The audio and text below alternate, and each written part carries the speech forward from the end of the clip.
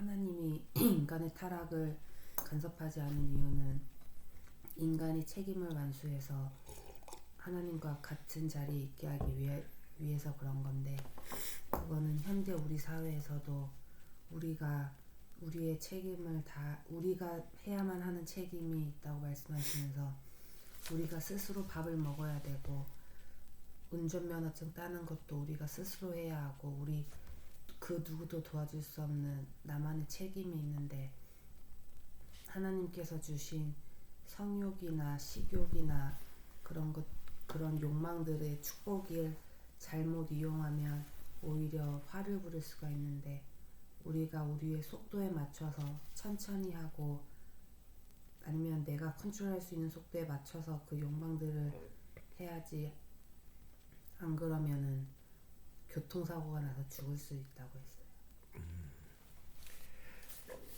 또 겁좋네. 네. 그래, 아주 좋은 말씀 많이. 그 오스트리아 그 시드니가 그 수도인데, 시드니가 세계적으로 유명한 그 음악 공연장이 있어. 그래서 그 음이 큰 돔을 만들어 가지고 거기서 공연을 하면 아주 대단한 세계적인 그 음악회를 하는데, 그 시드니 그 심볼이 바로 랜드마크가 바로 시드니가 음악 광장. 이야기 시드니가 노래 내 뉴질랜드 있는지 오스트리아 있는지 찾아보니까 그 누구냐 변형식 딸이 거의 뭐 갔다 그래서 대답을 뉴질랜드 있을 거라고 해요. 근데 뉴질랜드가 아니고 오스트리아 가장 큰 도시야. 그러니까 오늘은 들어가기 전에 이제 그 소감을 말하는데, 예, 어머님이 여기 아마 안 오실 거다 그랬거든.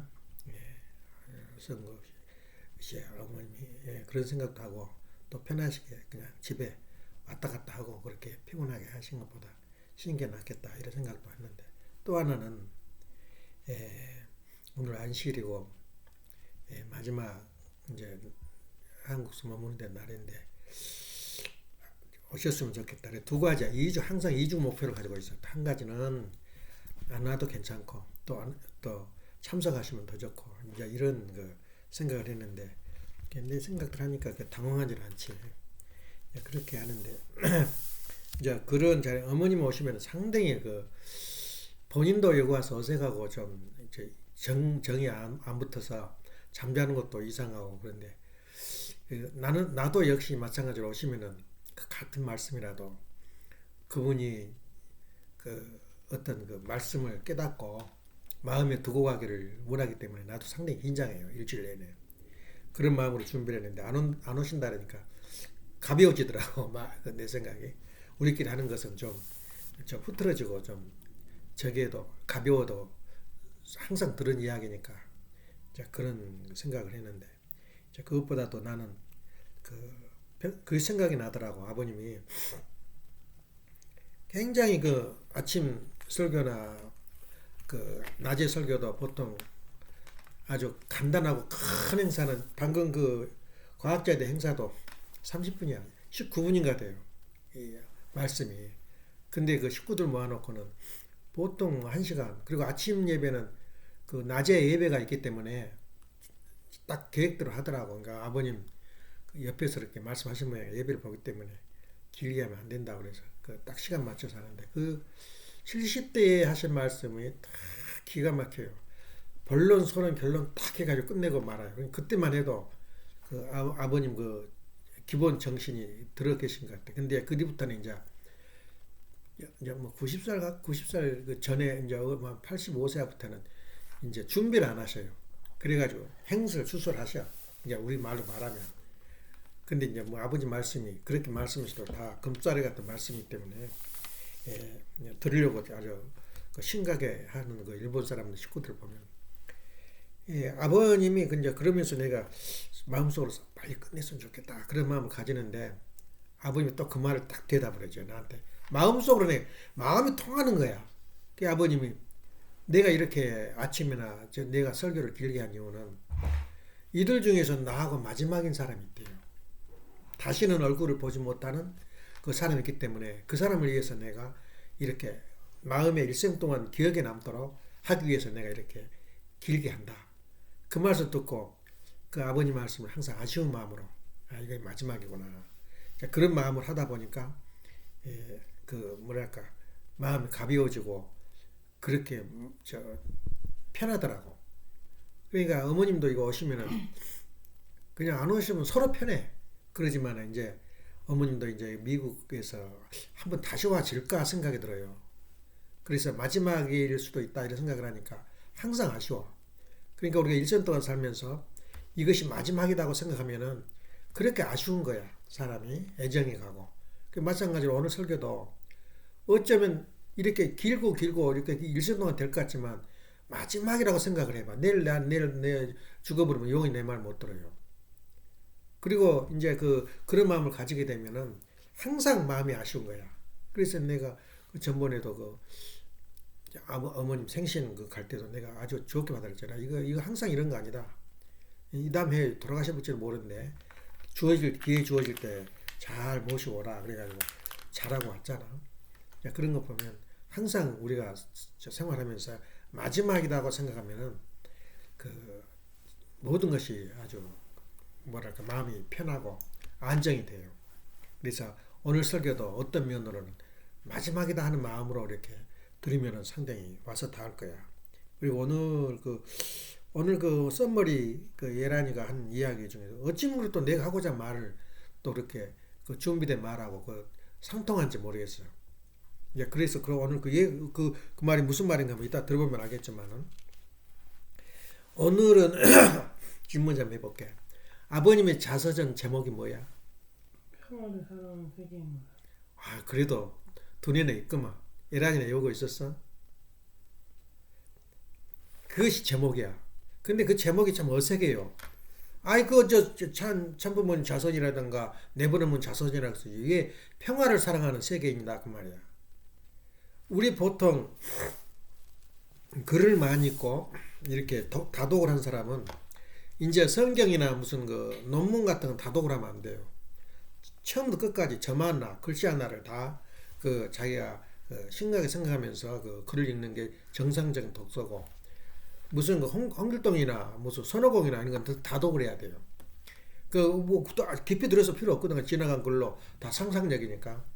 그런데 책을 읽을 때 제일 중요한 것은 뭐냐면 그 책 중에서 논문이나 모든 책 중에서 제목을 보면 반 알아버려요. 이걸 무슨 의도로 이 글을 썼구나. 그래서 졸업할 졸업 논문이나 박사 논문은 제목 정하는데 6개월 이상 걸려. 내가 무슨 제목을 할까? 그러니까 제목을 먼저 정해놓고 본문을 연구하는 사람이 있고 본문을 다 써놓고 거기에 썸머리로 제목을 정해요. 이게 논문이니까 제목만 하면 이 사람 의도가 방향이 이거구나. 그리고 두 번째는 서론을 읽어요. 프롤로그다 그래. 프롤로그 들어가는 말. 서론을 읽고 그 다음에 마지막 끝에 마지막 결론을 쓰는 게 있어요. 그걸 에필로그라 그래요. 그 에필로그를 서론과 결론 읽어버리면 다 끝난 거야. 글을 읽는데. 근데 아버님도 마찬가지로 자서전을 썼는데 그 제목만 알면은 그 제목 자체가 수천 년을 두고 연구할 내용이야. 그 제목 자체가. 그래서 오늘 그에 대해서 내가 잠깐 설교를 하겠지만은 그 제목 자체만 읽어버리면 아버님의 품행과 방향과 목적이 드러나 버린 거야. 그래서 내가 좀 큰 소리 칠라 그랬어. 제목도 모르고 아버님 자손 읽었냐 그런데 기억을 했네. 뭐라고 그랬어? 평화를 사랑하는 세계. 예. 사람을 사랑하고 물건을 사랑하고 세계를 사랑하는 그것이 아니고 이 형용사, 평화, 명사, 보이지 않는 명사거든. 물질 명사가 아니고 그걸 사랑해. 평화를 사랑해. 행복을 사랑해. 그런 말 들어봤어? 없거든. 그 말하고 마찬가지라.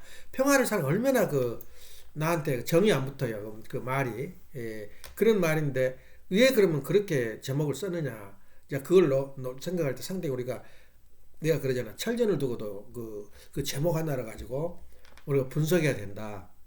그 말이 와서 닿아요. 그래서 오늘 나는 이제 엄마하고 대화하면서 나는 무지하게 심각해. 근데 겉으로 덜렁덜렁 듣고 말아. 그런 줄 알아. 그러니까 보통 부모, 그 부부 관계나 부자 관계는 대화를 안 해요. 안 한 게 본 거야. 하면 속이 보여버리거든. 그리고 또 하나는 듣질 않아요. 남편 말을. 근데 나는 그 똑같아 우리도. 내 말을 심각하게 듣질 않아요. 그렇지만은 내 상대가 없잖아. 내가 이걸 표출할 때 상대방이 어떻게 어떤 그 답을 주는가 하고 내가 그래서 그 설교를 하기 전에 일주일 내내 말을 해요. 내가 하고 가지고 있는 것을. 그래서 그런 부분을 볼 때는 이미 엄마는 설교를 끝났어. 이야기가 다 흡수가 된 거야. 그런데 우리가 들을 때는 그것이 이제 체계화가 안 됐기 때문에 흐르고 지나가 버리는데 오늘 이야기 중에서 중요한 게 하나가 내 설교가 이제 끝나요. 이제 어떤 마지막이 돼가지고 내가 이제 성화해버리거나 그러면은 그 말이 우리가 하는 말이 그냥 전체가 어떻게 들어. 그 제목 타이틀 하나만 딱 들면은 아버님이 그때 그 말씀 하셨구나 생각이 나요. 그 타이틀 하나가. 그래서 내가 훈독 할 때마다 타이틀을 말하잖아. 내가 주 타픽이 이거다. 그렇게 적어가는데 그 생각하고 이어온 사람 아무도 없거든. 그래서 오늘은 항상 같은 말이야. 말 중에서. 그 쿠킹이라고 해요. 우리가 음식을 똑같이 해주면은 맛대가리가 없어요. 그러면 엎어 튀기기도 하고 비빔밥도 만들고 해가지고 그때 맛을 새롭게 해요. 그래 우리 지금 여태껏 한 700여 회 내 설교를 지금 유튜브에 들어간 것만 해서 700회가 됐어요 지금. 근데 그 유튜브 중에서 우리가 아는 게 어디가 있어. 근데 그게 되풀이 된 거예요. 우리가 말이 되풀이 된데 여태껏 우리가 평생 살면서 들었던 이야기하고 오늘 아침에 들었던 이야기가 또 다른 거야. 그게 쿠킹이라 그래. 그래서 그 논문 쓸 때 뭐라고 쓰냐면 같은 논문인데 논문 쓴다 안 그래요. 쿠킹한다 그래. 논문 작성한 것을. 그 용어가 전문 용어가 있다고 대학원에 가면 오늘 쿠킹해야 된다고 그래. 왜 그러냐면 그 논문을 쓰는데 이제 여러 가지 합해 가지고 어떤 종합적인 무엇을 만들어내요 작품을. 그게 논문이거든. 그 박사 논문이고. 그런데 그런 것을 볼 때 우리가 오늘 아침 말하고자 하는 것은 참 가정이란 말이야. 참 가정 얼마나 기가 달아지고 뚫어지게 들었어. 말만 되면 입에 떠 있어요. 근데 오늘 아주 새롭게 들을 거야. 참 가정의 의미를 대해서. 그러니까 두 번째는 이제 우리가 예수님을 생각할 때 이 성경에서 볼 때 왜 이렇게 생각이 다르고 관이 다르냐 그 말이에요. 그것은 바로 이중으로 예언이 되기 때문에 그래요. 내가 영광 받으러 왔다. 내가 전번주에 그대로 읽어줬잖아. 예수님 하시는 게. 영광 받으러 왔다. 근데 어떤 사람은 고난을 받으러 왔다. 이사야 53장에는 고난했죠. 고난을 받고 버림받아야 하리라. 53절에 이렇게 나와요. 기가 막힌 이야기 아니야. 그러니까 그것을 해석이 안 되는 게 해석이 안 돼. 어느 누구도 자기가 주장한 바에 따라서 그 주장을 끝까지 하는데 그걸 또 부인도 안 해요. 성도들도 그런 말이 영광 받으러 왔다는데 그건 무슨 소리요? 그러면 그런 말할 사람이 없어요. 대답을 하면은 그 불복종이거든. 사탄이거든. 그냥 듣고만 자빠져서 있으라 그 말이야. 이번 성도들은. 왜냐? 너희들이 공부도 얼마 안 했고 그런데 대답하면 안 해. 이거이 바로 분물률이야. 교회 가면 절대 비판하지 마라. 이제 비판하지 말을 거기다 써먹어요. 비판하면 사탄이다. 근데 우리가 생각할 때는 은근히 우리가 생각이 나거든. 왜 이제 이중으로 이렇게 아주 그것도 아주 극적이거든. 아주 완전한 반대야. 영광하고 고난하고 어떻게 비슷하나 그게 전혀 반대인데 그걸 그대로 주장하는 거야. 그러면 그 답이 안 나와요. 그게 한두 건이 아니야 그게. 예를 든다면 지금 예수님이 고난받으러 왔는가 영광받으러 왔는가 할 때는 내가 십자가의 길을 손대호 씨가 그 사람 그 양반 그때 누가 예수를 죽으러 왔다고 했는가 제목을 써가지고 그것도 제목 지금도 우리 미국도 와 있더라고 책이 한 30-40권이 있었어요. 근데 내가 한 10권 정도 집으로 가져왔는데 들고 다니다가 어디 가버렸었다 그것이. 그걸 찾다 못 찾았어요. 이제 뉴 멕시코까지는 있었는데 여기 와보니까 그게 하나도 없어. 한번 읽어봐. 얼마나 새로운지 몰라. 그게 한 10페이지? 10페이지, 11페이지인데 그걸 팜플렛 비슷한 거지. 그걸 넣고 연대, 고대 각자 앞에다 틀을 넣고 얹어놔요 그것을. 근데 그 뒤에 가면 하나도 없어. 다 가져갔어요. 그 정도로 손대호 씨가 그 당시에 아주 열심히 일했어요. 그래서 아버님 말씀이 있어. 손대호 씨가 손 안 댄 게 없어요. 다 뭐 평화교수 아카데미 무슨 저 기독교 학생회 안 한 게 없어요. 그러니까 아버님 말씀이 손댄다 그 말이 손대요. 예? 손을 댄 건 안 된 거 없다. 손대요. 그래서 손대래. 그러니까 그 이름이 외워졌어요. 그 말이 또 재미있는 게 뭐냐면 일생 동안 그 사람은 사주팔자를 뭘로 보냐면 이름으로 그렇게 따진 사람이 있어요. 그래서 장명학이라 그래. 당신 이름이 틀려서 당신 고생이 많으니까 이름을 바꾸시오. 지금 바꾼 사람이 한두 명이 아니야. 지금 뉴욕 최 목사도 지금 이름 바꿨고, 저 터커마가 그 누구냐 저 교회장도 이름이 다른 말이 영어라는 것도 바꿨더라. 자기 말을 빼버리고. 왜냐? 자기 이름하고 자기 일생하고 같이 가는 거야. 이게 바로 그 성명 철학인데, 그것도 누가 부인을 못해요. 그 이름을 보니 알겠다는 거야. 그 이화자란 말이 유명한, 내가 지금 그 아주 꽂혔는데, 이화자 노래는 그 뭐라 그래요? 노래 속에 그 음색이 들어있어요. 사람마다 음색이 다 달라. 말이 어떤 사람은 말을 하면 꼬라지가 나가지고 반항적인 말을 해요. 그거 안 들었어? 그러냐면 어떤 사람은 그 소리 자체가 사람을 녹여요, 간장을. 근데 이 사람이, 그렇게 이화자라는 사람이 한때에 신민요 가수로서 국가했는데 지금 다 사라져버리고, 너것도 다 사라져버리고. 근데 어떻게 그걸 찾아가지고 그거 들었는데 완전히 그 녹아나요, 그 이야기. 내가 아무리 울려고 해도 가사도 안 이어지고, 내용도 내가 부르니까 무슨 다른 사람이 다 많이 불렀더라고. 그 토르토 부른 사람은 그 안 빠져요. 완전히 약방에 감춰요. 그런데도 그 사람을 못 따라온 거야. 그래야 그 사람이 그 일생을 쭉 다큐멘터리 나왔는데, 이제 옛날에는 얼마나 힘들어. 딸 낳은 게 짐덩어리였어요, 옛날에는. 낳아가지고 길러가지고 바리바리 짊어지고 가잖아. 여자는 짐덩어리야. 그러니까 하는 말이, 우리 어렸을 때도 딸 낳은 건 아무 소용없다 그래. 아들만 그냥 받던 거야. 아들은 가지고 들어오거든. 그러니까 딸을 낳은 것 자체가 부담이고 어려워요. 그러니까 딸이 얼마나 천하냐 그 말이야. 처음부터 태생부터 천하다고. 그 양반도 갈 때 올 때 그 당시에 얼마나 그 4.19 일어나 아무튼 그 뭐냐 3.1절 3월 1일 3.1 운동 일어난 그 전후에서 낳기 때문에 그 사람이 나와서 여자들 그 낳으면 어디로 갔겠어. 그 술집 잡부로 들어간 거야. 13살 때. 그러면 그 일생이 어떻겠나. 그래서 기생으로 빠져나가요.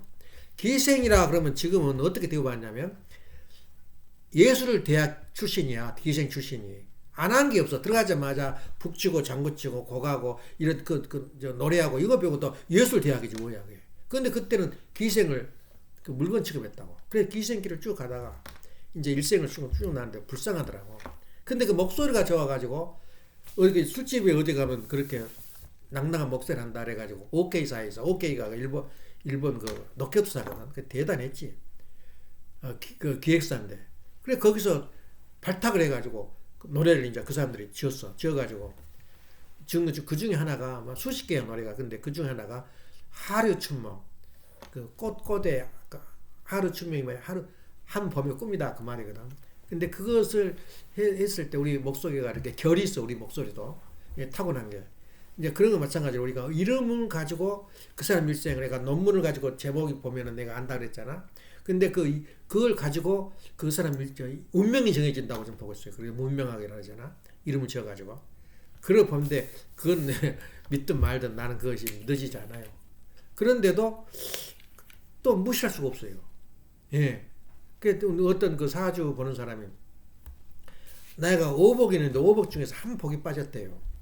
그게 뭐냐면 쇠가 빠졌대요. 쇠가 들어가는 게 없대요. 그러니까 도장을 쇠를 찍어서 만들어라는 데 별말이 나오는데, 역시 그 돈이 그렇게 남아도질 않아. 어디 가버려요. 그럼 팔자다 생각하는데, 이제 그 복을 누가 타냐면 자녀들이 타고 나니까 그 부모들이 부족한 걸 채워주는 거야. 그래서 그 자녀들 그 운체가 그렇게 중요한 거야. 나는 안 된다는 거야, 나한테. 그래서 뭐 도장도 내가 하나 파까할 정도로 다 복이 들어있대. 내 복이 다. 한 복은 당신 재물이 부족하여 오더라고.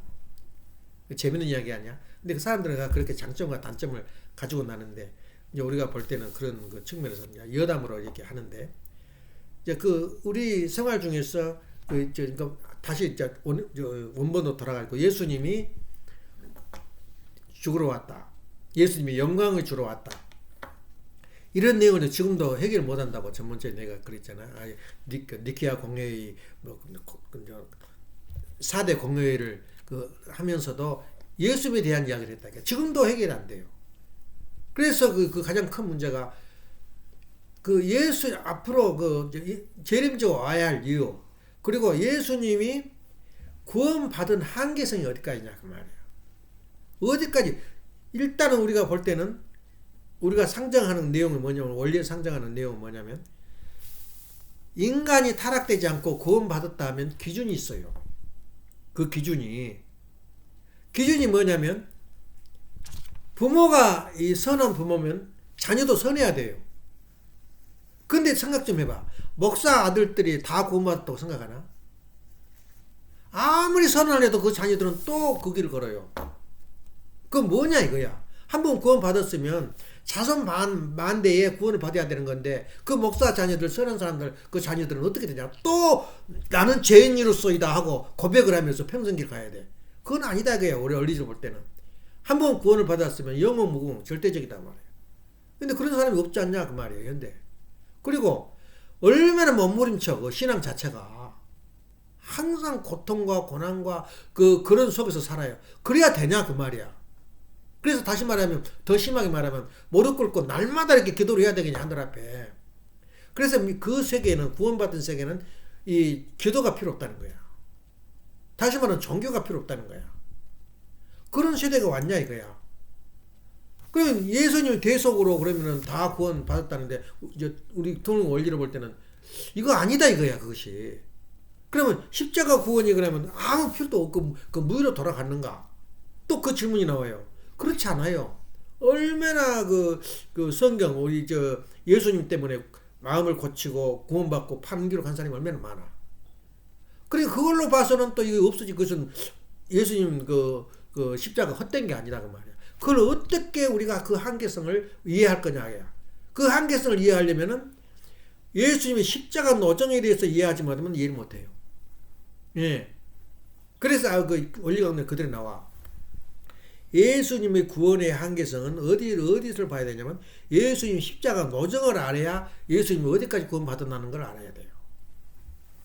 그걸 밝힌 사람이 없어요.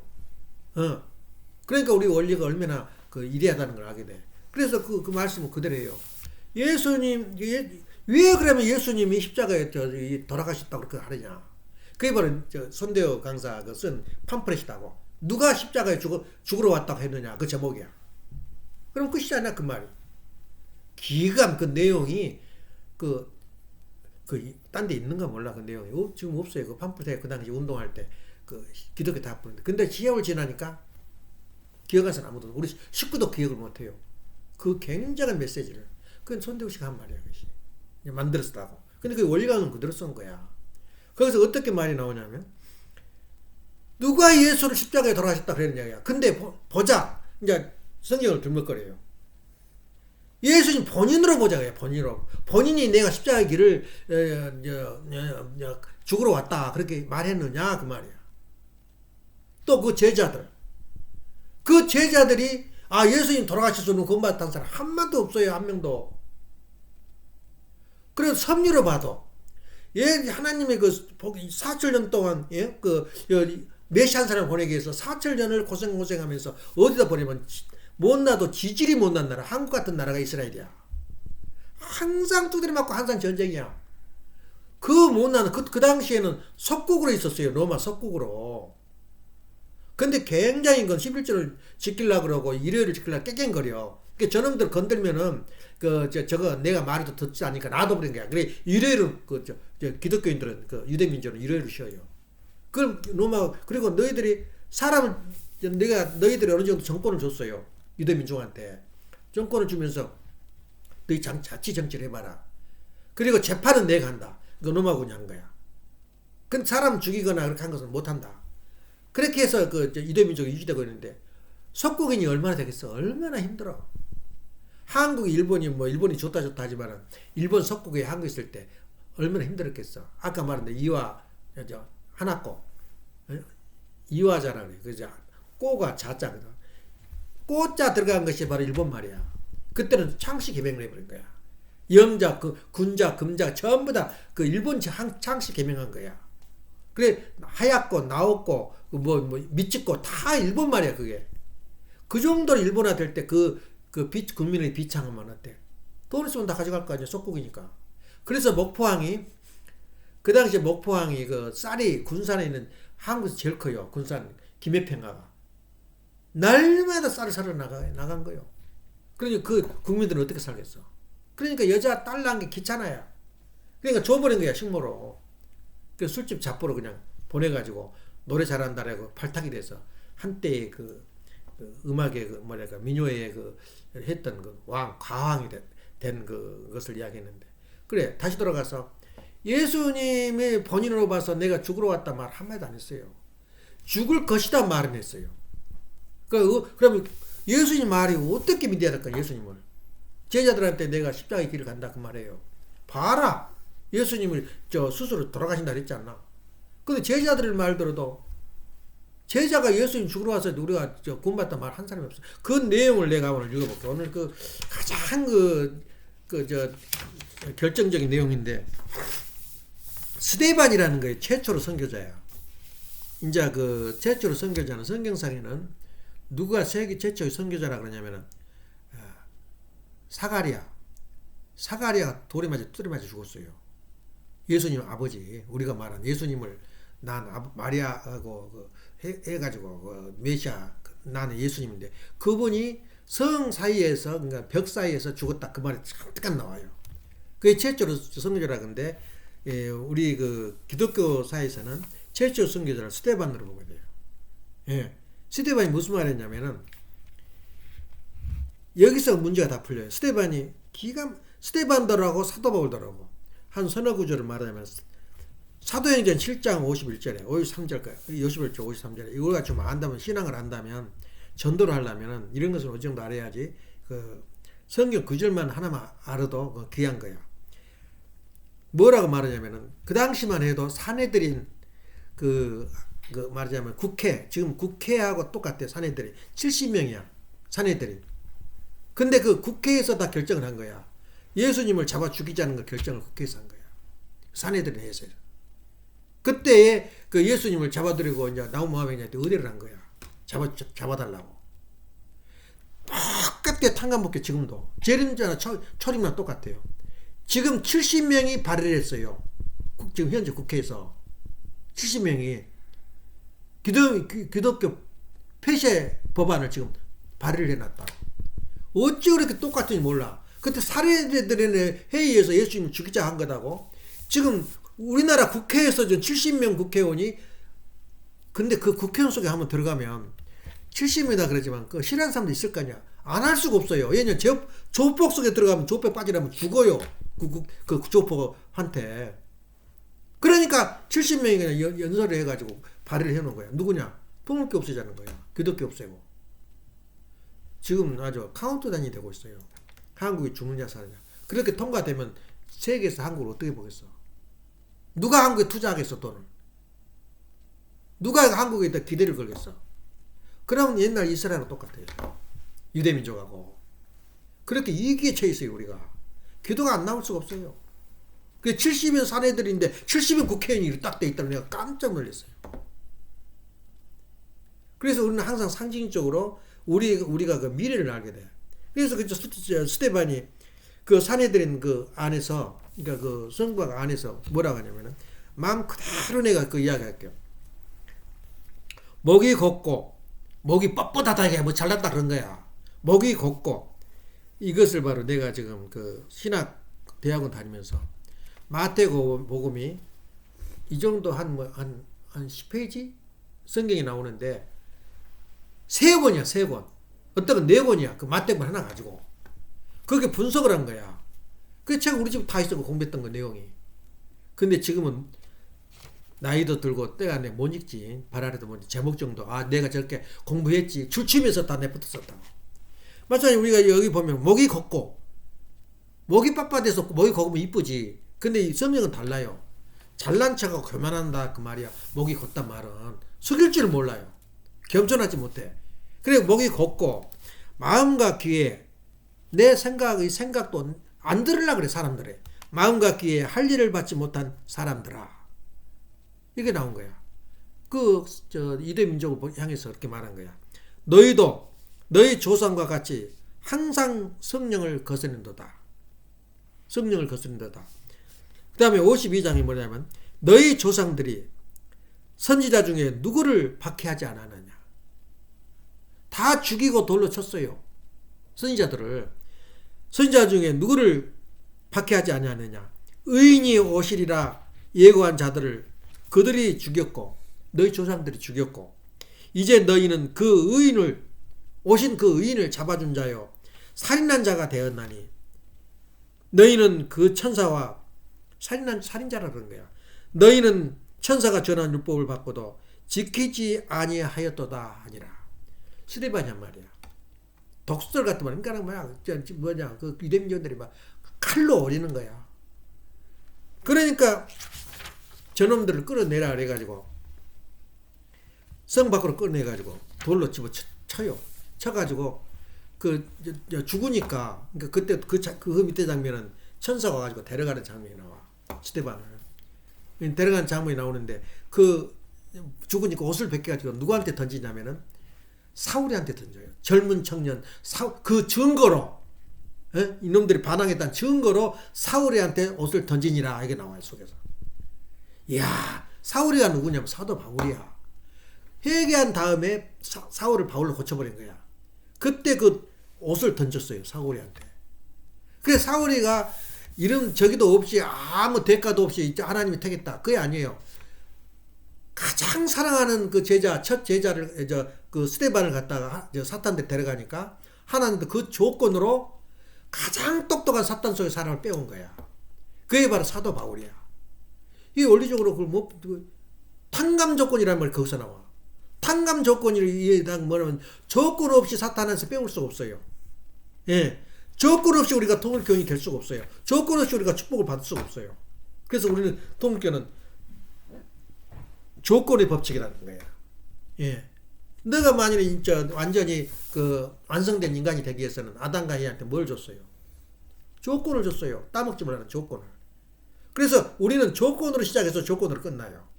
예.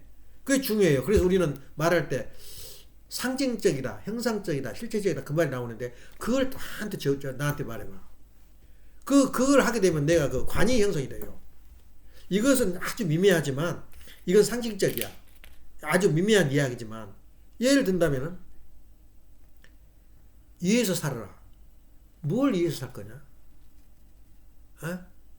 보다 큰 걸 위해서 살아라. 그건 허황된 이야기야. 다시 말하면 지금 나한테 실천력이 없는 거야. 그럼 이해를 살아라 그 말은 뭐냐면 나는 몸에 젖었어요.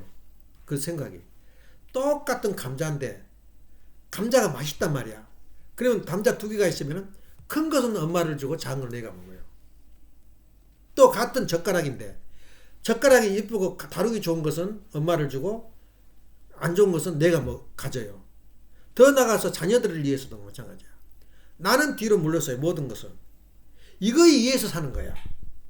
그 생활화 습관은 이게 상징적이야. 그것이. 그래서 큰일 날 일도 아니고 크게 알아준 것도 아닌데 내 생활 속에서 그렇게 상징적으로 생활하면 그 다음에 형상적이 나와. 예. 그것이 모아지고 하다 보면 자기도 모르게 본능화돼 버린 거야. 그래서 가정에서 7번이 뭐라 그랬어요? 본능과 연결된. 그 말은 뭐냐면 내 습관이 그렇게 안 되면 안 돼요. 예를 들면 내가 들어오다가도 신발이 흩어졌으면 내가 가지런히 나하고 무슨 관계 있어? 예. 하는 게 뭐냐면 나도 모르게 이에서 산다는 그런 어떤 내 관이 형성이 돼요. 그걸 무엇을 의미하냐 이거 말이야. 그래서 우리가 생활할 때 조건이라는 게 그렇게 중요해요. 너가 하나님 택하고 하나님이 너가 같이 있겠다는 조건을 주려면 생활 가운데서 내가 신앙생활 해야 돼요. 남편하고 나하고 있으면 뭘 먼저 해줘야 돼?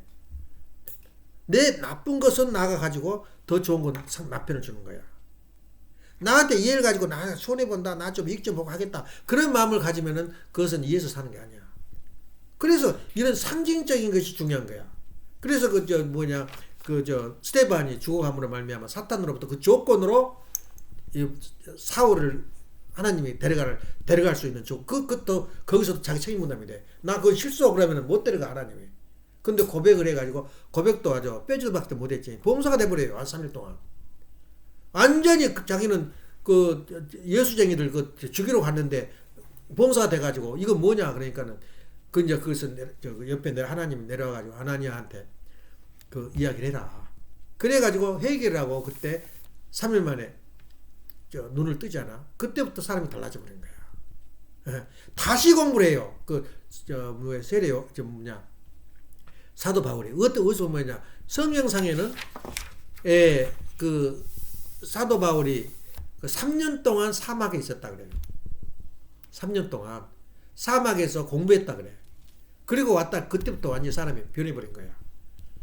변해가지고 와서 보니까 이제 그 사도 바울이 오는데 그 3년이 뭐냐면, 그 당시에 유대인은 3개 파가 있어요. 바리새파, 사두개파, 에세네파. 바리새파는 현실주의자고, 사두개파는 제사장 그룹이야. 막강해요. 근데 바리새인파는 이제 왔다 갔다 해. 뭐냐면 좋은 거 줘다. 그리고 이제 그 로마 군인들하고 좀 적당히 지나고. 사두개는 절대적이야. 그 다음에 에세네파는 뭐냐면, 너희들이 다 놈들은 하는 건 너는 허접한 놈들이야. 그러면서 다른 데 가가지고, 전도생을 하는데, 에세네파는 뭐냐면, 하루 7번을 목욕을 해요. 목욕을 해서 기도를 드려요. 그리고 자기 돈 있으면 전부 거다 털어내요. 공동생활을 해요. 그래 에세네파 살다가 어디가 있냐면 사막에 있어요. 그 사람들이. 단체가. 사도 바울이 거기 3년간 있었어요.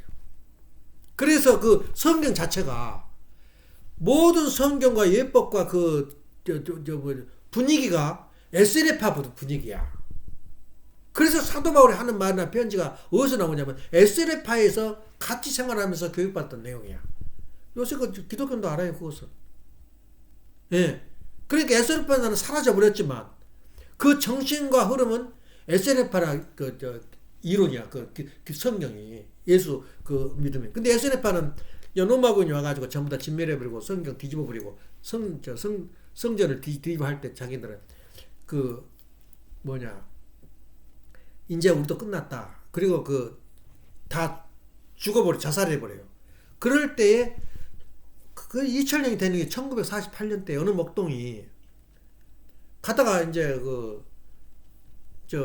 양들이 안 오니까 돌을 던지는 거야.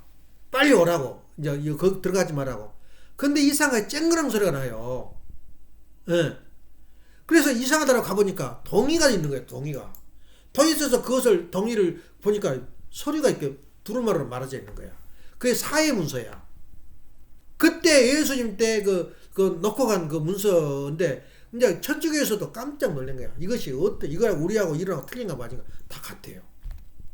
그 SNS. 그래가지고 거기서 나온 게 이제 막 사람들이 와가지고 그것이 어떻게 팔려냐면 무슨 종이가 있습니다. 그리고는 고물상에다가 한 5불에 팔아버린 거야.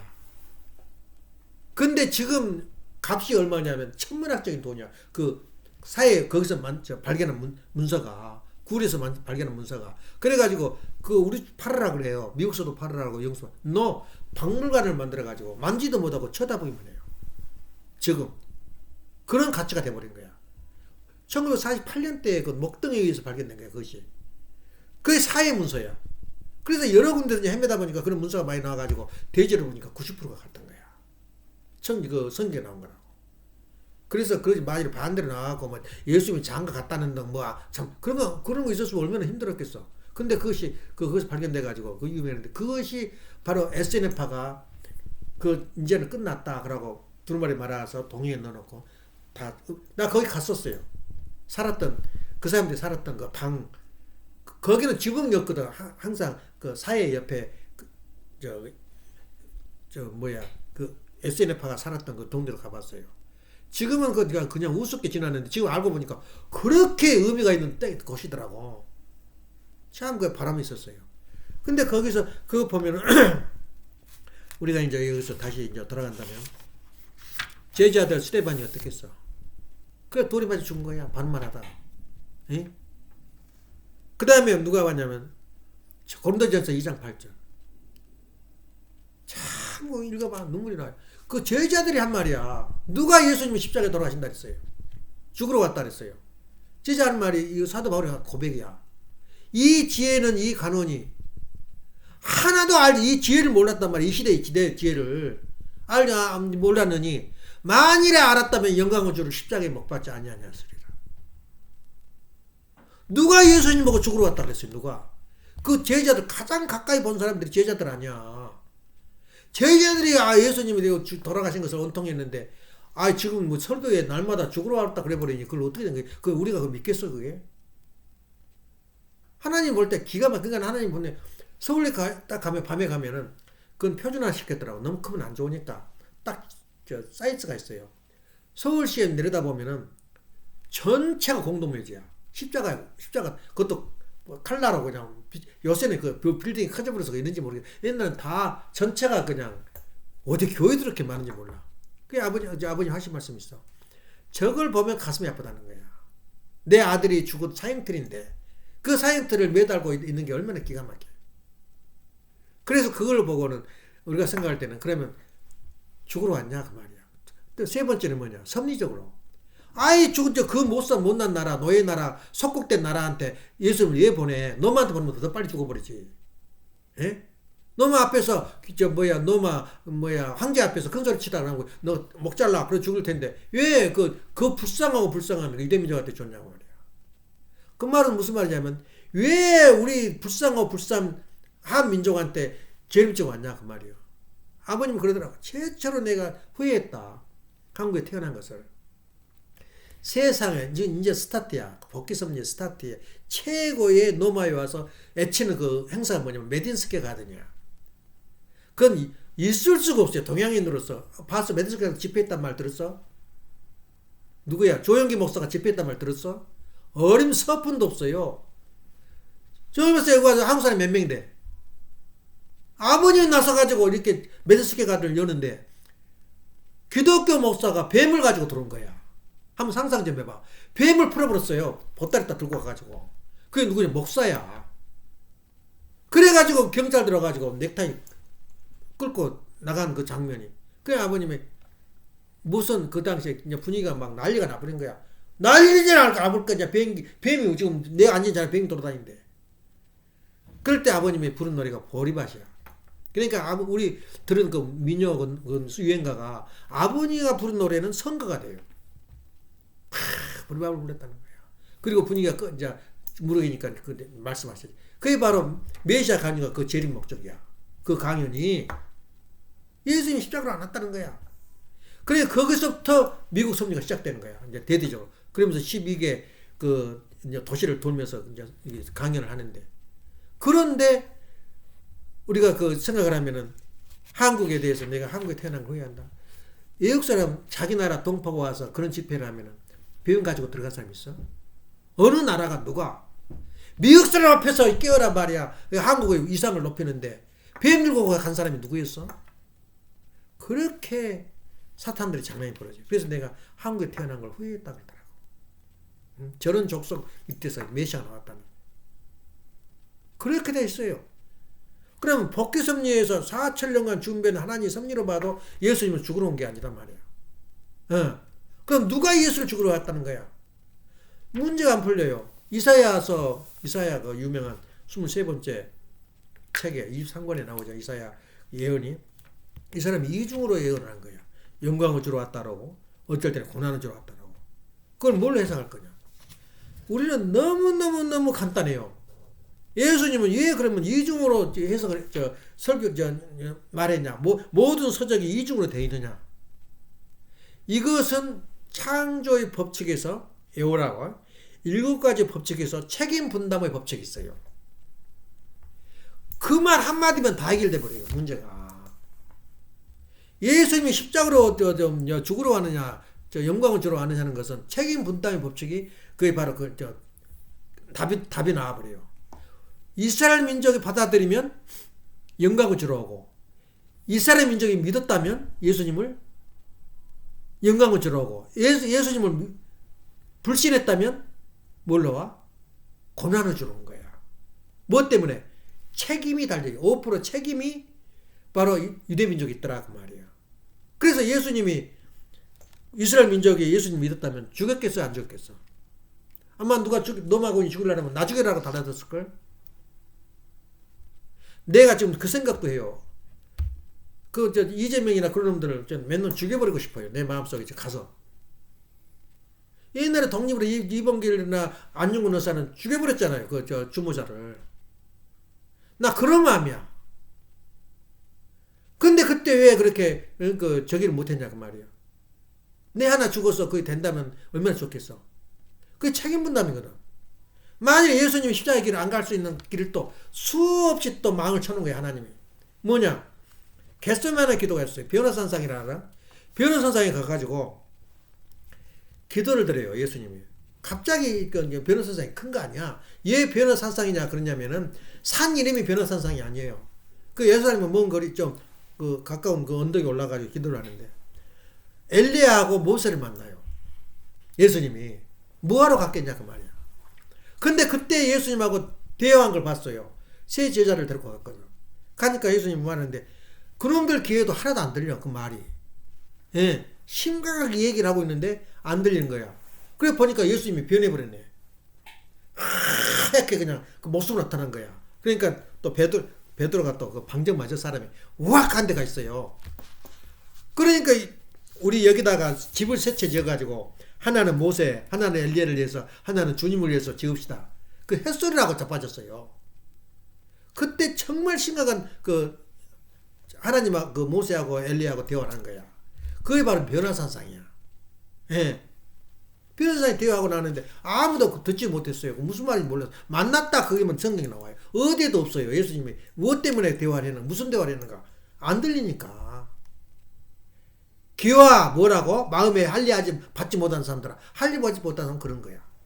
그래서 그거 다시 보면은 그 다음에 또 하나는 이제 그것도 참 재미 성경 공부를 하면 참 귀가 손이 발발 떨려버리니까 아버님은 평생 성경을 안고 있었어요.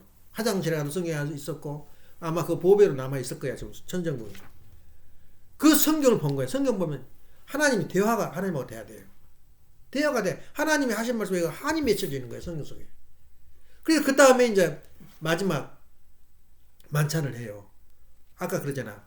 어머님이 오늘 여기 미국 오신 것도 마지막일지도 모른다. 하나님 예수님도 마지막일지도 모르는 걸 감이 온 거야. 그러니까 12주자를 모아놓고 마지막 6월절 만찬을 열어요.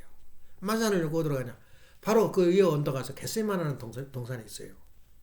가가지고 다 갔는데 그때 누구냐면은 만찬회 때 뭐냐면 너희들 중에서 나를 파는 자도 있으리라 해요. 힌트를 줬거든. 못 알아들어 무슨 말인지. 그러니까 거기서 미켈란젤로가 쓴 거 있잖아. 그 12제자 만찬에 최후 만찬에 노마 베드로 성장 한번 있어요. 전부 다 가슴에다 대요. 납니까? 미친놈들이지 우리가 볼 때는. 시제들도 알고 있었어요. 삐딱하게 나간 놈이 하나 있어. 그걸 잡아 밖으로 나와. 때려 죽여버렸어야 되는데 그때. 내가 누구를 죽인다고 나 죽이고 싶다 그랬잖아 한국에. 죽였어야 된다는 거야. 그래도 자기 탓만 한 거야. 자기 남은 보지 않고. 그래 그 다음에 마지막 저기를 만찬을 끝내고 어디로 가냐. 겟세마네 동산으로 가요. 겟세마네 동산에 가가지고 다른 놈들은 저 밑에 있으라고 세 놈을 야고보 요한이 누구냐면 세례 요한이 아니고 야고보 동생이래요. 형제. 그 나와 그대로 성경에.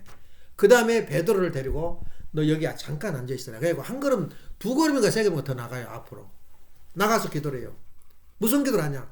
아버지 이 쓴 잔을 칼만하면 면하게 해주십시오. 그래 기도를 해요. 또 어떻게 썼는지 계시마다 썼는지 모르지만 그렇게 이야기를 해요. 그때에 땀에서 피가 돼서 나왔다 그래. 땀이 피가 돼서. 근데 마태, 마가, 요한은 안 나오고 누가복음에 다 나와요. 겟세마네 동산에. 근데 표현이 다 달라. 그 사람들 따라서 피가 나왔다 그래요. 그 땀에서. 그리고 이제 그것도 기도를 어떻게 했겠어? 1시간, 2시간, 3시간 한 거야.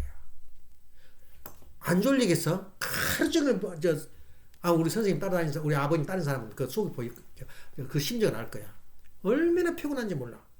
그래 앉아 있는데 그렇게 이제 기도를 하고 내려와. 그렇지만 내 뜻대로 마시고 당신 뜻대로 하소서. 그러니까 또 아버님이 이제 아버님 말씀이야 그것이. 야, 너 여기 와가지고 지금까지 살면서 뭘 했냐 너? 이스라엘에서 무슨 조건으로 너 잔을 피할 수 있겠느냐 그래요. 예수님 뭐라 그랬어요? 전도 하나도 못했거든. 12제하고 쫄랑쫄랑 따라다니까 똘마니들이거든. 어부들이나 무식하는 사람. 누구를 전도했냐가? 아이 전도했습니다. 뭐 지금 숫자가 중요한 게 아니라 사람이 중요하죠. 그리고 이제 대답을 해요. 그럼 누구냐? 내 세제자 뒤에 앉아 있습니다. 그러니까는 하나님이 그럼 밑에 내려가 봐라. 너와 같이 마음이 하나 됐는가? 같이 꿇어서 기도하고 있는가? 가봐라. 쿨쿨 자고 있어요.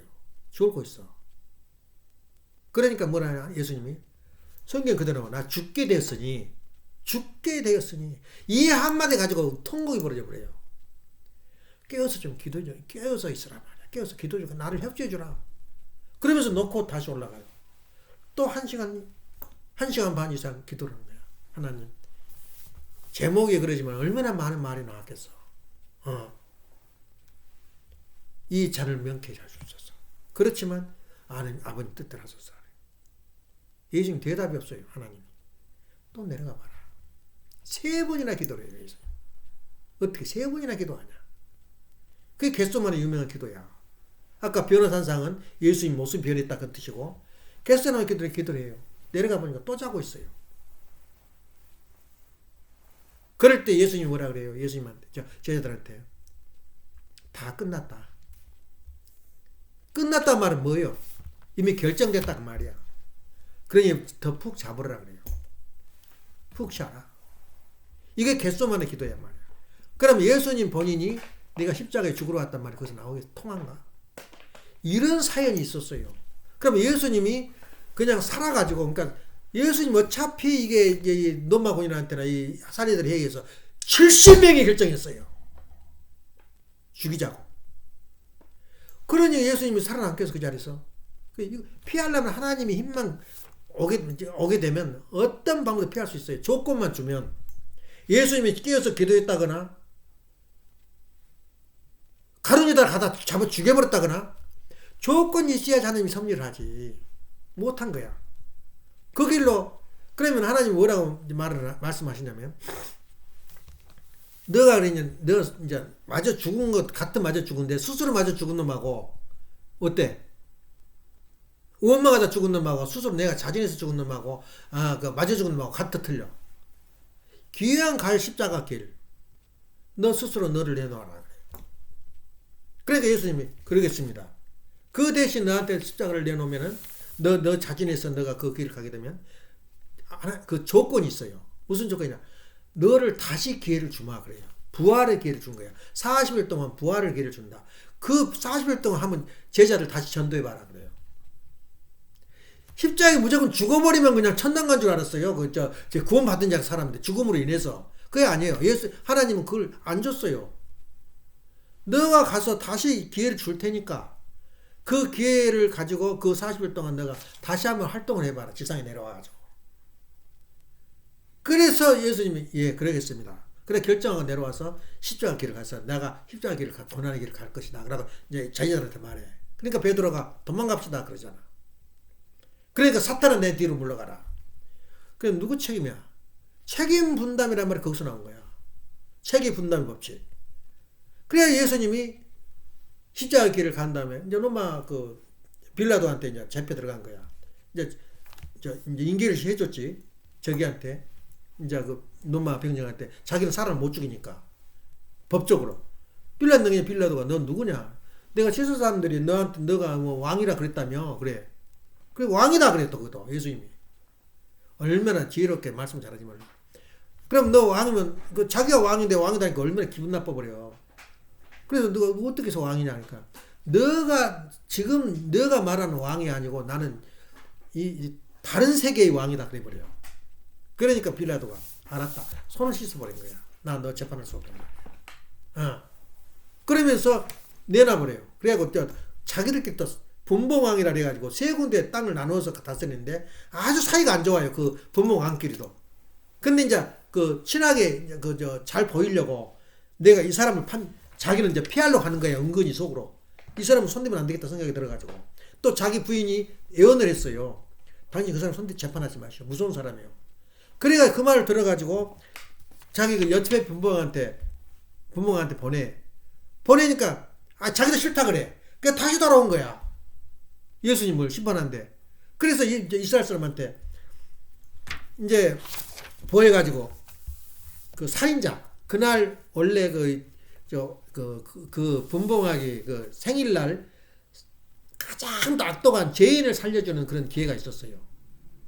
그래서 그 죄인을 살려주게 돼 있었는데 그때 어떻게 말하냐면 그냥 무지하게도 보통 무지한 게 아니야. 그 이대 민족이. 그러니까 전부 다 사탄이 들어가 버렸지.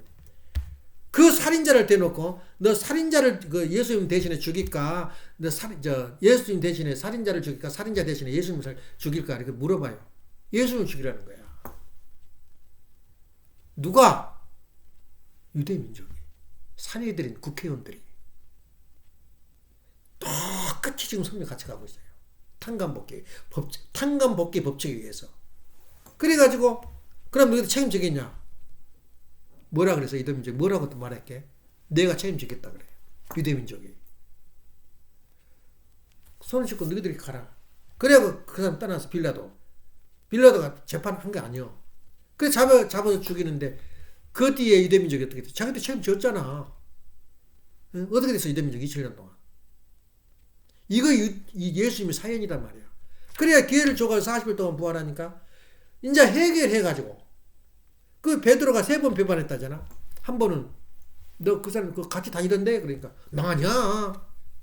그래 또 뒤에 또 딴 사람이 와가지고 너 예수하고 같이 있더니 그러니까 이제 그때부터 이제 말하자면 예를 든다면 완전히 그냥 저주를 해요. 저주를 하면서 내가 말하면 뭐 이렇게 아주 말도 못한 저주를 하면서 아니다 부인해요. 3번째 가니까 또 그렇게 저주를 하면서 부인을 해요. 그래 닭이 우는 거야 아침에. 예수님이 그랬거든. 너는 닭이 울기 전에 3번 나를 부활하리라. 그때부터 통곡이 벌어진 거야. 몰래 따라다녔거든 예수님 그 십자가길을. 그때 예수님이 부활해서 나타나가지고 십자가 뚫뚫 뭉쳐버린 거야. 복귀가 된 거야. 그래서 예수님이 40일을 끝내고 부활한 게 부활성천이 파스카라나 그런 그날을 정한 거야 부활절로. 그게 가장 큰 명절 중에 하나야. 누가 예수를 죽으러 왔다 그랬어요. 그래서 예수님이 그러면 그것이 예수님은 그러면 그 부활해서 다 하나님의 조건 뭐냐? 너가 전도할 수 있는 기회, 너가 그 천국을 이룰 수 있는 구원할 수 있는 기회를 부활 기한을 40을 줬는데 그 40을 부활이 완성이 되면 뭐가 되냐? 조건이 너가 영적으로 승리했기 때문에 영적인 부활의 기회를 구원의 기회를 주겠다. 그래서 죽으면 천당 가는 말이 거기서 나와요. 근데 죽으면 구한 게 아니라 내 마음이 정하고 맑고 깨끗하면은 이 기독교인들도 천국 생활해요. 지금도 얼마나 맑은 생활을 해. 그게 바로 부활했다 구원받은 거야. 세례받고 구원받은 거야. 근데 그 세례받고 구원받았는데 육적인 하나님으로 이제 육적인 것이 이중으로 되어 있어 인간이. 육적은 구원을 못 받았기 때문에 다시 재림적 와야 돼. 육적 구원 받기 위해서. 그러면 왜 육적 구원이 중요하냐? 영적 구원을 받은 상태면 언제든지 침범을 해요. 누구를 통해서? 육지를 통해서.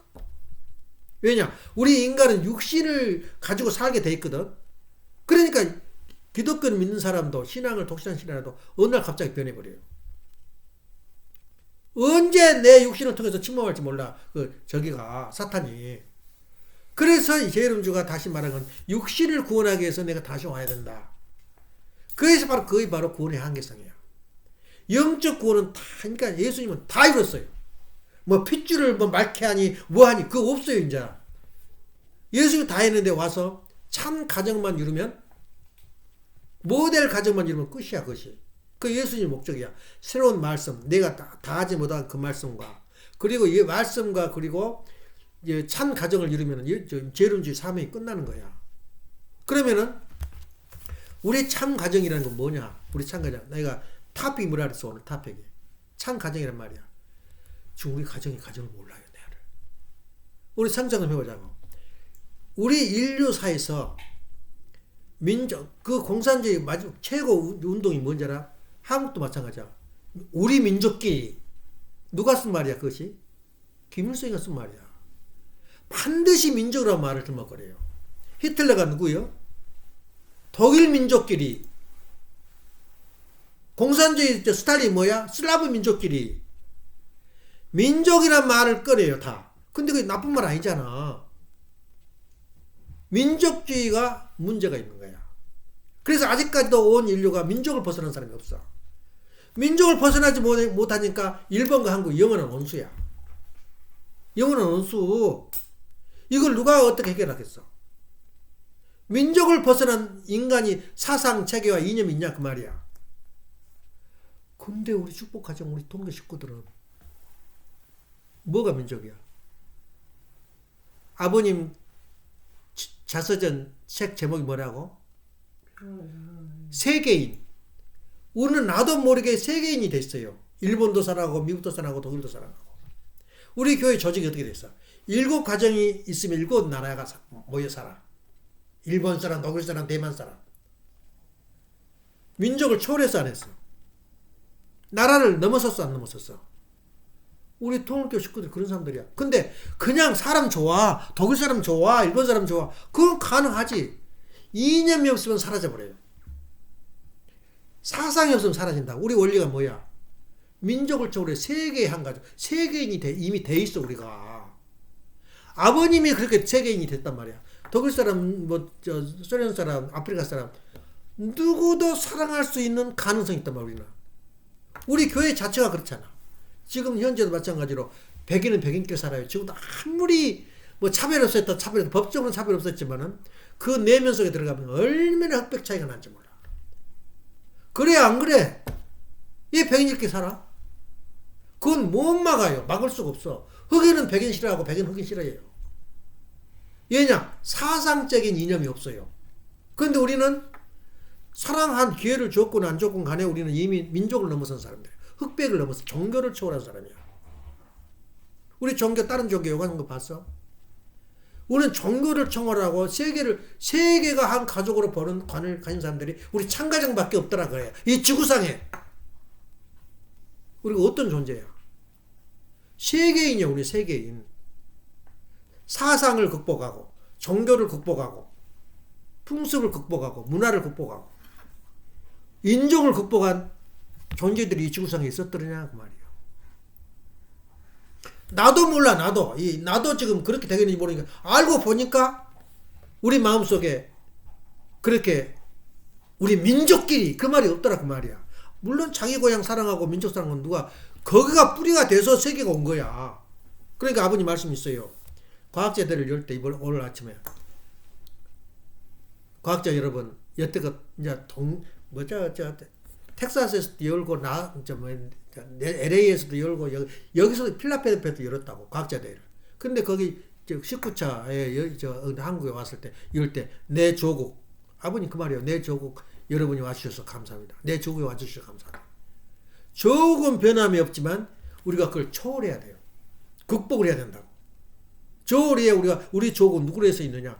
다른 조국을 위해서 우리가 준비가 돼야 돼. 같은 젓가락을 놔도 난 누구한테 난다고? 좋은 젓가락을 상대방한테 줘야 돼. 그걸 몰랐지 지금 하는 행동을. 아버지 하는 행동은 그랬어요 여태껏. 같은 계란이 있으면 좋은 계란은 상대방을 줘요. 자식을 주고 자기 부인을 줘요. 그런 마음을 가진 민족이 있었더냐 그 말이야. 우리 민족도 문화를 초월하고 종교를 초월하고 사상을 초월한 그 족속들이 누구냐면 참가정 족속이야. 무서운 족속이야. 하나님이 안 올 수가 없어요. 축복을 안 해줄 수가 없어요. 상상 좀 해봐. 그게 바로 파라다이스고 바로 예루살렘 성이라. 예루살렘은 아무리 애축해봤자 그 헛된 거야. 내 마음 가운데 천국이 와야 돼. 예. 지금 우리가 민족 종족 지금 내가 돈을 모으면은 누구를 지금 마음이 두냐면 독일 사람이 우리 또래야. 그러니까 나이가 지금 다 애기들이고 지금 목사하고 누구 다 애기들이야. 근데 그 또래에서 얼마나 메덴스교 가든에 그 살아있는 증인들이거든. 지금 거주로 있어요. 그래 그러면 우리는 야, 돈 있으니까 크루즈도 타고 저기 뭐 어디도 가고 그렇게 하는 게 아니라 내 마음속에는 뭐냐면 지금 복권을 하나 사놨어요. 당첨이 되면 그 집 지금 전세로 들어갔어. 월세로 집이 없어가지고 살고 있다고 자랑하더라고. 우리 집 놀러라고. 얼마나 불쌍해. 그런데 대주려고 마음 가지고 있어요. 돈을. 보태주려고. 증거가 없잖아. 그래서 우리가 내가 한국 사람을 사랑한 게 아니라 오히려 독일 사람을 사랑하고 있잖아. 이것이 바로 우리가 참 가정의 모습이다 그 말이야. 이런 가정은 이 세계에서 나와버려야. 참 가정이. 참 가정 나뿐만 아니라 주목받은 우리 통일교 식구들은 다 그렇게 자기도 모르게 민족을 초월하고 나라를 초월하고 국가를 초월하고 인종을 초월하고 사상을 초월하고 종교를 초월했어요. 아까 그러잖아요. 종교협의회 열었다고. 이 종교협의를 열었어요. 불교 유교를 다 인정을 하면서도 그걸 초월한 또 다른 파라다이스의 세계, 그 세계가 바로 초종교란 말이야. 바로 우리가 우리 가정 연합이 뭐야? 세계 뭐라 그랬어요? 세계 뭐라 그랬어요? 참 가정의 모습이 뭐냐고 말이야. 세계 평화란 말이 거기서 와. 그래서 아버님 그 자서전 제목에 다른 거 하나도 안 봐도 돼. 평화를 사랑하는 세계인. 평화는 어디서 오냐? 그 세계가 평화 없을 때는 나라도 평화 없어. 지금 나라가 지금 상상을 초월해. 지금 현재 얼마나 불안한지 몰라. 지금 미국의 전략 그 자산을 지금 어디로 가냐면 지금 이란으로 지금 그 중동으로 가고 있어요. 지금 이란이 쑥대밭이 돼버린 거야. 서로 죽이고 하면서 지금 전화 인터넷 다 차단해가지고 10,000명이 죽었다 20,000명이 죽었다. 근데 소식이 없어. 안 죽었어. 그런 거야. 거기서는 학살을 하고 있는 거야. 그게 종교 이름이야. 그게 현실이란 말이야. 지금 한국도 마찬가지야. 한국도 지금 뭐라고? 70명 국회가 기독교 폐쇄 법안을 지금 제출해놨어요. 하나님 가만두겠어? 일본을 사랑하는 국민들 한국에 있냐고 찾아봐. 한번 일본 사람은. 예, 일본을 미워하냐면 잘나니까 미워요. 에란이가 예를 하나 들어. 에란이가 지금 우리 애기들 지금 홈스테이 지금 하고 있어. 그러면 잘했다 할 사람 나올 것 같아? 물어봐. 전화를 걸어봐. 친구들한테. 너 잘했다. 얼마나 질투가 나겠냐. 내 자식도 미국 보내가지고 좀 가르치고 싶은데 길이 없잖아. 돈이 없어. 길이 없잖아. 그리고 입에서 뭐이 나와? 뭘 고생스럽게 하냐 이렇게 나와.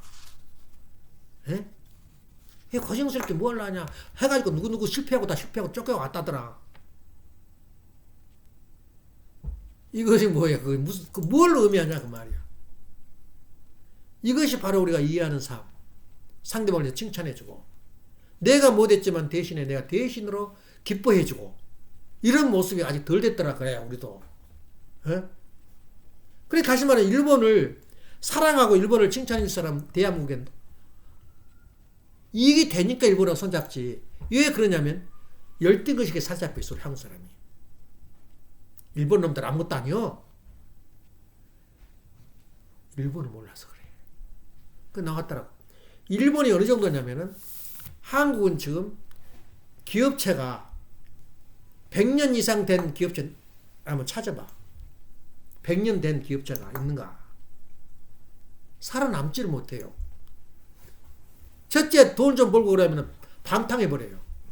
예, 망해버려 그대로. 근데 일본은 한국과 비교할 때 100년 이상 된 기업체가 10,000개가 넘는데요.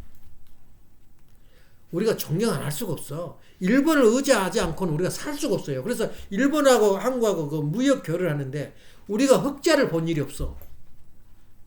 기술을 가져와야 되니까. 100년 된 기업체는 어떻게 됐겠나? 그 기업체가. 따라잡을 수가 없어요. 세계적으로도. 일본을. 그 예를 또 내가 들어줄게. 그 다음에 노벨상 받은 사람이 40명이 넘어요. 근데 몇 명이야? 겨우 했다는 게 뭐냐? 자익 사상 뭐 시인가 뭔가 써서 내니까 노벨상 받았잖아. 그 다음에 평화했다고 북한에다 돈 줘가지고 나온 게 바로 김대중 그 대통령 아니야? 없어요. 40명이 넘어요 일본은. 그 신문에 보도 안 해. 그런 저력이 있어요. 또 한마디 더 해볼까? 이건 중요한 게 뭐냐면 그걸 이름을 좀 잊어버렸는데 레지던트라 그래요. 커피 레지던트라는데 우리 커피를 할 때 프린터를 할 때 잉크가 있잖아. 그 잉크가 없으면은 그 가짜도 많이 써봤는데 안 돼. 오리지널 잉크를 써야지 인쇄가 잘 된단 말이야. 근데 첨단 우리 나노 뭐라 그러냐 자꾸 전문 용어가 잊어버려. 그걸 칩을 만드는데 그 나노를 만든 칩인데 그것을 2나노까지 7나노부터 보통 나온 게 지금 나온 게 7나노면은 그 컴퓨터를 한 거야. 우리 보통 쓰는 랩탑 같은데. 근데 2나노 같은 데 가면은 엄청난 고차원의 컴퓨터를 만드는 칩이야. 근데 그 칩을 만드는데 그 레지던트가 없으면은 카피 레지던트가 없으면은 안 돼요. 그것이. 그건 유일하게 일본밖에 없어요. 일본이 95%를 다른 나라도 조금씩 만들어냈는데 95%를 일본에서 만들어내. 그 일본하고 지금 싸우고 있잖아. 히토리하고 지금 중공하고. 또 재밌는 게 그 약이 프린터가 조그만 병 하나 이 정도 큰 병에가 들었는데 이 정도 병이면은 이걸 가지고 어디다 넣냐면 광판 컴퓨터를 칩을 만들 때 이걸 뿌려야 된다는 거야. 그걸 묻혀야 정밀하게 그것이 가공이 된다는 거야. 근데 이것도 또 뭐냐면 몽따가 하루나 아침에 수입해가지고 놔두면 되는데 6개월 이상 안 간대. 그 생물 비슷해가지고 변해버린다는 거야. 레지던트가. 그래, 그것을 이제 변해는데 그것을 많이 살 수도 없고 또 안 살 수도 없고. 그 일본밖에 없대요. 그것 때문에 삼성이 얼마나 고생한지 몰라. 한국도 아직도 못 만들어요. 그 일본이야. 나도 모르게 일본이 실토하나. 꼴보기 죽겠어요. 그런 첨단 제품이 한두 개 아니고 수십 개래요. 일본에서만 만들어낸 게. 그것이 만일 안 가버리면 다 수도비 돼버려요. 전 세계가. 근데 중국의 누구냐, 현재 수상? 안 보내버린 거야. 근데 한국은 어떻게 조치를 했냐면, 일본의 기업체를 한국에 2군데 지금 세워놨어요. 일본 사람이 한국에 아예 여기 와라. 아무도 모르지. 일본을 질투할 수가 없어요. 나도 모르게 미워 죽겠어요. 그러니까 예전에 너가 사람 홈스테이 하니까 질투 안 할 사람 없다고. 그렇게 듣지만 내 식으로 들으라고. 그러면 일본을 사랑할 수 있는 사람은 누구냐? 나라를 초월해서 일본을 사랑하는 민족은 누구냐? 어떤 사람이 일본을 사랑할 수 있어요? 우리 축복가정에는 없어요. 다시 말해 우리 한국은 우리 축복가정은 한국을 초월했어. 그렇다고 한국을 무시한 건 아니야. 일본이 살아야만 우리도 살아요. 그걸 모르고 일본 확 망해버려 바라고 화산 터져버리면 아이고 좋겠다. 속이 시원하거든. 근데 일본이 없어지면 우리도 죽어요. 이런 마음을 가진 사람이 누구밖에 없다? 우리 가정밖에 없어요. 축복 가정들밖에. 아예 그냥 결혼을 시켜버렸잖아. 축복을. 이거이 바로 우리 통일 원리 사상이야. 참 가정이 뭐라고? 평화를 사랑하는. 아버님은 모델이고 우리는 자기도 모르게 한가운데 들어있더라 이거야. 우리 가정이. 세계를 사랑해 우리 가정은. 어느 민족을 우리가 저주하고 싫어하냐? 원리가 그런 것을. 안 놀래? 어느 목사님이 잘하더라. 어느 장로님이 훌륭한 설교하더라. 기성교회 좋더라. 우리 가정 한 가정하고 1000가정 만 가정 안 바꿔줘요. 왜냐? 우리는 초월한 사람들이야. 세계를 사랑하는, 평화를 사랑하는 종속이단 말이야. 하나님이 누구한테 오겠어, 하나님? 누구한테 오겠냐고. 그걸 몰라요, 우리가. 또 하나 예를 들어줄까 하면 구체적인 우리 사업 속에서 엄마가 지금 그 미국 대사관에 가서 영사관에 가서 선서식을 해요. 8월 3일 날. 그날 우리 뭐 파티 하자고 선서식을 하는데 내가 이 달력을 보다 깜짝 놀랐어요. 선서식 날이 안식일이야. 어떻게 생각해? 3월 8일 아니고 8월 3일. 8월 3일. 2월. 2월 며칠이야? 날짜가 아무튼 써졌는데 여기가 2월이다. 2월 3일인가 8일인가. 그 안식일이야. 근데 더 놀란 걸 또 뒤져봤어요. 엄마가 인터뷰에 통과한 날이 무슨 날이었어? 그날은 말도 안 하고 왜 이렇게 왔냐고 물어보더래. 통과됐는데 농담이지만 묻지도 몇 개 묻더니 그냥 해줘버린 거야. 그날이 또 안식일이야. 얼마나 상징적이냐 그 말이야. 또 그 앞날 불합격대에서 나온 날에 비 온 날이야. 오늘 좀 이상하다 그랬더니 까다로운 것만 질문하고 알 수 없는 것만 질문해가지고 골탕 먹여버렸잖아. 이게 바로 우리가 살아가는 방법이거든. 우리가 이렇게 모르고 있지만 하나님이 곁에 계셔요. 예. 그걸 우리가 감지를 하고 살아야 돼요. 그래서 우리는 참 가정은 이미 참 우리 원리가 검증이 끝났어요. 초국가, 초민족, 초종교. 검증이 끝난 우리가 족속이다 그 말이에요. 나도 나를 주장할 수 있잖아. 내가 흑인들 안 미워해. 그래 아버님이 예언했잖아. 미국에 앞으로 흑인이 대통령이 되는데 흑백인이 섞여진 뭐라 그래 그거 보고 섞여진 거 보고 예? 호녀라가 대통령이 될 거다. 시카고에서 예언을 했잖아. 3년 전에. 나오게 3년 전에. 또 미국 식구가 또 그걸 그 말씀집에 나왔더라고. 아버님 말씀집에. 그렇게 하나님이 같이 해요. 왜냐하면 이미 우리는 초민족, 초종교, 초문화 그런 가운데 우리가 살고 있는 거야. 얼마나 우리가 강하고 하나님의 사랑을 받는 우리가 족속이냐 그 말이에요.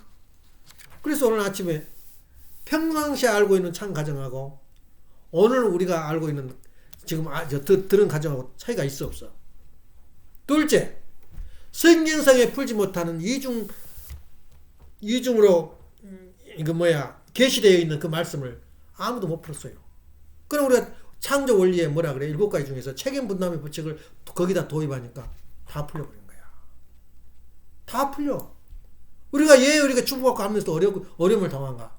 책임 분담만 잘해봐. 책임 분담의 법칙이 우리가 그 창조할 때 창조의 법칙으로만 끝난 게 아니라 우리 삶 속에서 책임 분담이 벌어지는 거야. 모든 문제가 다 풀려버린 거야. 찬송에서. 책임 분담을 주장하고 책임 분담을 중심 삼고 말씀을 하시는 건 원리밖에 없어요. 그래서 소위 창조 법칙과 법계 법칙 속에 들어있는 것이 책임 분담 법칙. 두 번째, 탕감 법계의 법칙. 그래서 내가 아침에 처음에 들어가면서 서론과 결론만 읽어버리면 그 책 내용을 다 안다. 그래서 후편 구원섭리에 들어가 보면은 무지무지하게 길어요. 뭐라 그랬지? 서병. 예. 에필로그에 들어갈 때 그 말이 두꺼워요. 왜 그게 두껍냐면 탕감법계란 말을 설명한 거예요. 그 속에서. 탕감법계 법칙을. 그래서 아버님과 그 이혼 협회장이 이렇게 쓸 때에 성경을 썼는데 그걸 사상화시킨 것이 이상은 선생이야. 사상화시킨 거야. 내가 말한 건 사상 아니야? 다시 말하면 철학이고 사상이야. 창조의 법칙과 탕감 법칙을 철학화 돼버리면 그걸 막을 수가 없어요. 누가. 반말 못해요. 그 사상을 우리가 지금 가지고 있다고 말이야. 법칙이란 말은 사상이야. 그래서 탕감 법계의 법칙이라는 말은 옛날에 전개되었던 내용이 상징적으로 전개되었던 내용이 형상적으로 전개되고 형상적으로 전개되었던 내용이 실체적으로 전개된 거야. 이게 우리 인생이야. 그러니까 상징적으로 이름에 따라서 그 사람 일생이 결정된다. 그건 상징이야. 상징. 도장이라는 것은. 예. 그 상징이라는 말을 우습게 보면 안 돼요. 그래서 오늘 우리가 이렇게 실제적으로 우리가 기도하고 하지만 우리가 가고 있는 길은 상징적이야. 모든 게 가볍게 생각하면 안 돼요. 아까 말한 이겨서 살아라.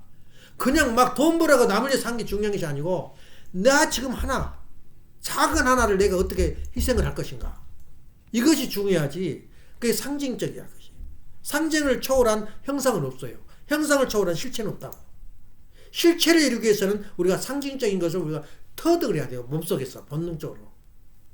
그래서 성경의 문제를 간단히 우리 말하자면 우리 유치원도 다 풀어내요. 성경을. 책임 분담이라는 내용을 법칙을 걷다 우리 성경 안에 집어넣어버리니까 모든 게 풀려버렸잖아. 어디 가서 이런 진리를 찾겠어. 내가 오늘 보면 마지막에 예언인지도 몰라. 어떻게 보면 이것이 판관법칙의 법칙과 상징의 책임 분담의 법칙 이렇게 우리 몸속에 들어있고 생활 속에 들어있어요. 사랑해라. 평화를 사랑해라. 사랑은 어떻게 하겠어요? 사랑은 간단해요. 그냥 줘 모든 게. 주는데 의식적으로 주는 게 아니야. 내가 생활하다 보면 상징적으로 생활하다 보면 내 모습이 냄새가 나요. 나한테서 냄새가 나요. 내 남편을 어떻게 하라고? 이 보잘것없는 돌덩어리인데 다이아몬드도 이 가공 안 하면 돌에 불과해요. 돌이야 돌. 단단한 돌이야. 이걸 다듬고 깎고 깰 때는 그게 바로 이제 천문학적인 그 물질로 돈으로 변한 거야. 마찬가지로 우리 남편을 향해서 우리 아내를 향해서 우리가 이렇게 뭐 교회 가서 기도드려? 좀 생각 좀 해봐. 자기 남편을 앉혀놓고 기도 한번 해봐. 안 이룰 게 없어요. 그러니까 기도하면 또 웃지. 계면 쫓고 나를 향해서 기도하니까. 성전을 향해서 기도하는 자기 남편이 성전이야. 살아있는 성전이야. 그러면 그걸 기도를 어떻게 하냐? 성질 내지고 달래 남편을. 그리고 존경해 사랑해. 살아있는 성전을 향해서 해야지. 굴 속에 들어가서 무슨 건물을 위해서 그게 우상이거든. 인간이 너무 무지하니까 우상이라도 섬기라 그 말이에요. 우상이라도. 십자가라도 섬기라 이거야. 하도 무지하니까. 근데 진짜 살아있는 성전이 누구냐면 예수님이야. 살아있는 성전이 우리 메시아란 말이야. 내가 이렇게 기도하는 모습이 내가 마지막일지도 모른다 오늘.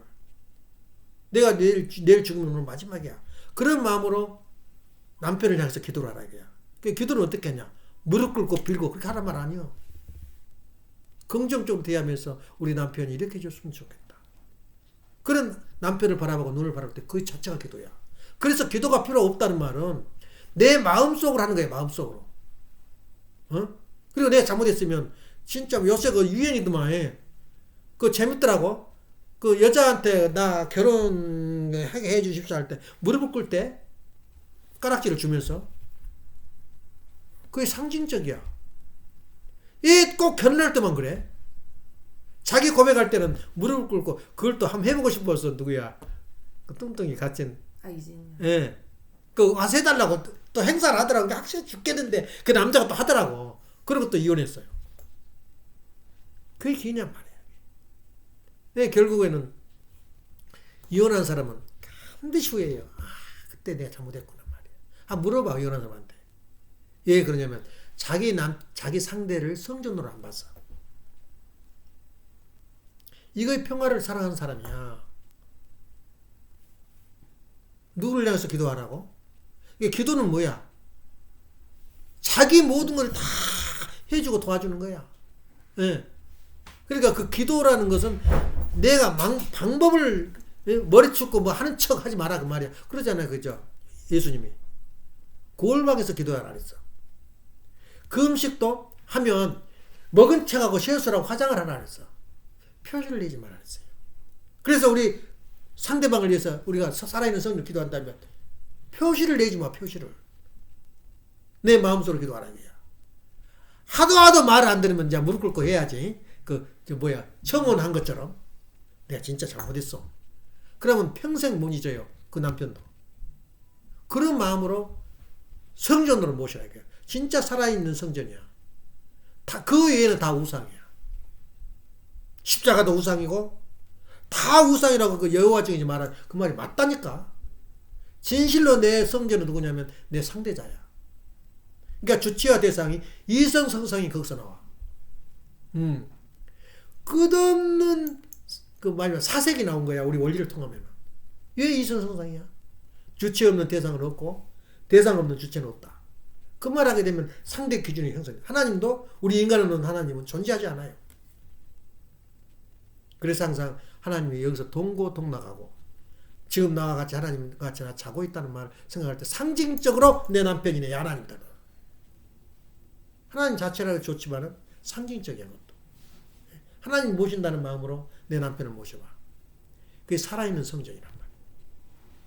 그래서 교회가 필요 없고 기도가 필요 없단 말이 거기서 나온 거야. 방법이 달라진 거야. 같은 기도고 같은 교회인데 방법이 달라져. 기도합시다. 사랑하시는 하나님 부모님, 존경하시는 전진 참 부모님. 오늘 또 흥분하다 보니 1시간 반이 흘렀습니다. 이 귀한 말씀을 끝없이 하고 싶은 우리 참부모님. 우리 참부모님 모습이 바로 저희들의 모습이요. 세계를, 평화를 사랑하는 세계인이라고 하는 제목이 바로 그 자체가 원리요 진리라는 것을 생각할 때 저희들 오늘 아침에 저희들이 나누고 있는 이 말씀이 진실로 저희 가슴을 때리고 마음의 중심이 되어가서 저희들이 세상에 살아갈 때 항상 마음 가운데 천국을 유지하면서 천국의 삶을 살 수 있도록 아버지께서 역사해주고 함께해 주옵소서. 천국이란 여기 있는 것도 아니고 저기 있는 것도 아니고 너의 마음속에 있느니라 하던 예수님의 말씀처럼 저희들이 온전한 천국은 바로 저희 양심 가운데 마음 가운데 있다는 것을 다시 한번 새기면서 여기에 참석하지 못한 사랑 형제들 위에 아버지의 끝은 축복과 사랑이 있게 하여 주시고 여기에 참석하지 못한 사랑하는 형제들 위에도 같은 은사를 허락해 주셔서 아버지께서 기뻐하시는 그러한 삶이 이루어질수록 아버님과 함께하는 동고동락하는 저희들이 삶이 되어질 수 있도록 인도하여 주시고 함께하여 주시옵소서. 오늘 또 옥중에서 수고하고 계시는 우리 참어머님 보호해 주시고 빠른 시일 내에 옥으로부터 나오셔서 항공할 수 있도록 허락하여 주시옵소서. 그리하여 대한민국의 길이 빛나는 제3 이스라엘 예루살렘으로서의 길을 갈 수 있도록 아버지께서 역사해 주셨기를 다시 한번 부탁드릴 때에 축복의 중심 가진 김정은 한글링 가짐으로 보호감이 하였사옵나이다. 아주 이상 손동 예배를 마치겠습니다.